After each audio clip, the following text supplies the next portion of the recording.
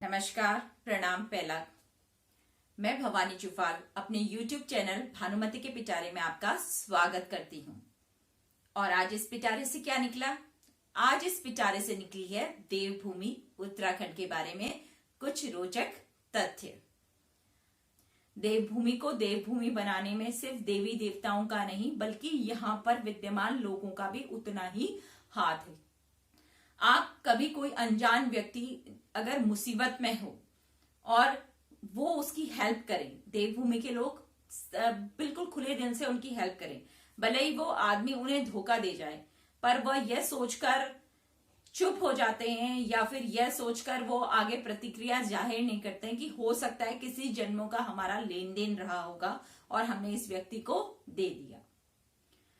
देवभूमि के लोग चाहे कहीं पर भी हों, इंडिया में कहीं पर हों, बाहर विदेशों में कहीं पर भी हों, उनकी सादगी और सरलता सबसे अलग उनको खड़ा करके रख देती है। कई लोग तो इनकी सादगी और सरलता का मजाक भी बनाते हैं, पर मैं ये कहूंगी कि वहां पर भी हमारे देवी देवता, हमारे जो पूज्य महादेव हैं, महादेव को भोला भंडारी कहते हैं, तो वही जो भोले भंडारी वाली छवि है, यही हम पहाड़ी लेकर चलते हैं। पहाड़ी आदमी, जो पहाड़ी लोग होते हैं ना, उनकी सिर्फ एक बुराई है कि वो बहुत जिद्दी होते हैं। अगर वो अपनी जिद पर आ जाए ना तो फिर क्या ही कहें, फिर तो सीधे का सीधे रुद्रावतार ही हुए। ये थी कुछ उत्तराखंड में रोचक तत्व जो मैं आपके साथ शेयर करना चाहती थी। और मे बी कई उत्तराखंडी मुझे देख भी रहे होंगे और मे बी कई उत्तराखंडियों को ये बात पसंद ना आए, पर ये तो है कि आज भी हम अपनी भूमि से उतना ही जुड़े हैं, आज भी हम अपनी मिट्टी से उतना ही लगाव रखते हैं। आज भी देवी देवताओं के मंदिरों में, जो कि जंगलों में, बीच जंगलों में कई किलोमीटर पहाड़ियां चढ़ के, जहां अभी सुविधाएं भी नहीं है, जहां पानी की व्यवस्था भी नहीं है, वहां भी हम जाकर पूजा अर्चना झुटला नहीं सकते। आज भी कई लोग जो दिल्ली, बॉम्बे, बेंगलोर, महाराष्ट्र, ये लोग जहां भी बसते हैं, ये वहां से आज भी गर्मी की छुट्टियों में आते हैं नंगे पैर, बिना सुविधा के, मतलब पैदल चलकर, क्योंकि आज भी यहाँ पर जो हमारे पितरों के, देवताओं के मंदिर हैं, वहां पर सुविधाएं अभी सिर्फ कच्ची पक्की सड़कें हैं, उसमें खुद ही आपको चलकर जाना पड़ेगा, क्योंकि भगवान को भी अपना कष्ट दिखाना पड़ता है। कब तक भगवान हमें यूं ही देते रहेंगे? कभी हमें भी तो उनके लिए कुछ करना पड़ता है। वहां पर इतना अच्छा आयोजन होता है, देखते ही बनिए। सिर्फ केदार धाम में, जब केदार धाम में वो आपदा आई थी, तो जो भी ये आपदाएं आती हैं मंदिर वगैरह में, ये ऐसे ही नहीं आती हैं। कुछ करतूत इंसान की होती है जो अपने आप को भगवान से भी ऊंचा समझने लग जाता है। उस पैसे की मोह माया में फंसकर वो उनके नियमों को भी तोड़ देता है, तो उस समय भगवान को अपना रुद्र अवतार धारण ही करना पड़ता है और अपने मंदिर प्रांगण की सफाई करवानी ही पड़ती है। कुछ नियम हैं हमारे मंदिरों में प्रवेश के। कई बार जो बाहर से लोग आते हैं वो अपने पैसे के गुरूर में उन नियमों को भूल जाते हैं और सोचते हैं कि अरे ये लोग गांव देहात के, ये क्या जाने, क्या वो करें। हमारे वही नियम हैं जो आज भी शिव और हमको जोड़े रखते हैं, जो शिव शक्ति से हमें जोड़े रखते हैं। यहाँ पर नंदा सुनंदा का डोला निकाला जाता है, नैनीताल में भव्य मेला आयोजन किया जाता है। माँ नंदा, माँ सुनंदा का डोला निकलता है। आपको मैं, चलिए बातें बहुत हो गई हैं।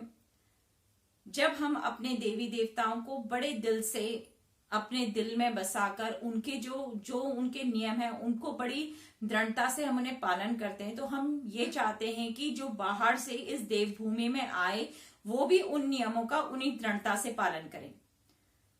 आज इस वीडियो बनाने का मेरा सबसे बड़ा उद्देश्य ये है कि पिछले कुछ सालों में बहुत ज्यादा लोग जो बाहर से आ रहे हैं, यहाँ पर दर्शन करने आते हैं। हम कभी भी ये नहीं कहेंगे कि आप यहाँ पर दर्शन करने मत आओ, क्योंकि जैसे भोले भंडारी हमारे हैं, जैसे आराध्य देव हमारे, वैसे ही आपके भी हैं।